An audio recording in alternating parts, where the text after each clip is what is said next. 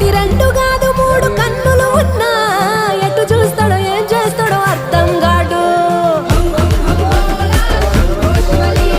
100 దాకా దాదాపు వరసలు ఉన్నా ఎవరికేమైతాడో తలపడు చూడు.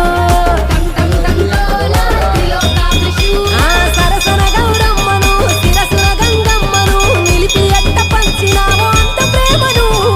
ఎంత నీ వెతకను ఎన్ని కథలు చదవను పూటకొకటి చూపుతుంటే